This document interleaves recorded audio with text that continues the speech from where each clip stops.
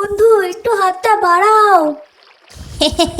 আমি তোমাকে বাঁচাতে গিয়ে গাছ থেকে টপকে পড়ি, নিজের প্রাণটাকে বাঁচাই।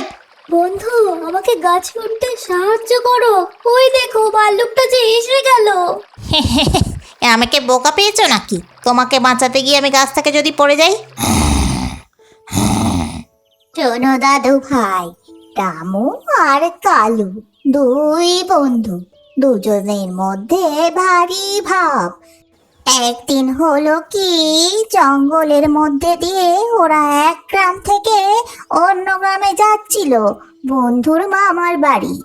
তারা দুই বন্ধুতে ঠিক করলো এই জঙ্গলের মধ্যে থাকা একটা নদীতে দুজনে স্নান করবে। স্নান সেরে একজন অন্যজনার মামার বাড়ি গিয়ে ভাত খাবে দুপুর বেলায়। কিন্তু পথে যে বিপদ সেটা আর কে বা জানতো।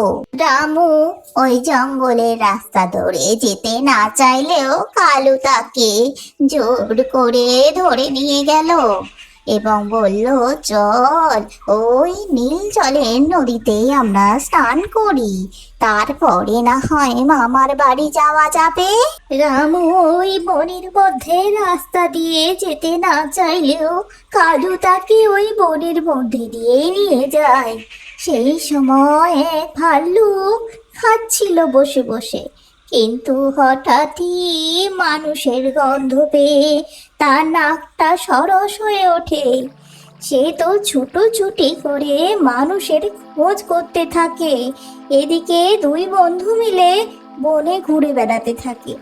অনেকটা সময় কেটে যাবার পর তাদেরও নাকে এক বুনো গন্ধ যায়, যেটা ছিল ওই ভাল্লুকেরই গায়ের গন্ধ। কিন্তু অন্য বন্ধু কালু কিছুতেই মানতে চাইছিল না। ও বন্ধু, আমার তো খুবই ভয় করছে, চলো না জঙ্গল ছেড়ে আমরা বাইরে রাস্তা দিয়ে যাই।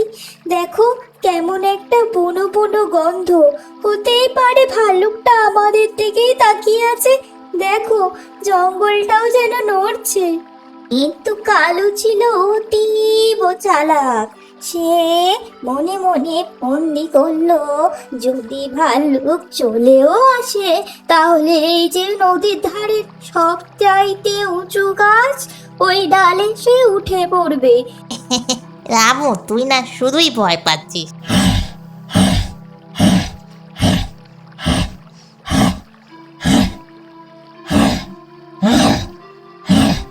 আরে ও বন্ধু, কিছু একটা করো, ওই দেখো ভাল্লুকটা যে শব্দ করে এগিয়ে আসছে আমাদের দিকে। দেখো নদী পার হওয়ার জন্য জলে ঝাঁপও দিয়ে দিয়েছে, এবার যে আমাদের খেয়ে নেবে। কিছু করো বন্ধু।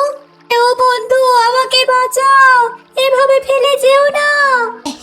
আমাকে কি বোকা পেয়েছো নাকি? আগে আমার প্রাণ বাঁচাই। কিন্তু আমাকেও একটু সাহায্য করো বন্ধু, আমি এখন কি করব? ভাল্লুকটা যে আমাদের দিকে আসছে। আমি কিছু করতে পারবো না বন্ধু, তুমিও পাশের গাছটায় ওঠার চেষ্টা করো, নইলে বিপদে পড়বে। ওই দেখো। ভালুকটা যখন খুব কাছে এসে পড়েছে তখন রামু বুদ্ধি খাটিয়ে করলো কি, মরার মতো শুয়ে রইলো। কোনো নিঃশ্বাস প্রশ্বাস নিচ্ছিল না, যাতে ভাল্লুকটা তাকে মরা ভেবে চলে যায়। আর ঠিক তেমনই হলো। ভালুকটা বারবার তার নাকটা রামুর মুখের কাছে নিয়ে গিয়ে দেখলো যেটা বাঁচা না মরা মানুষ। অনেকক্ষণ দেখার পর মরা মানুষ ভেবে সে চলে গেল।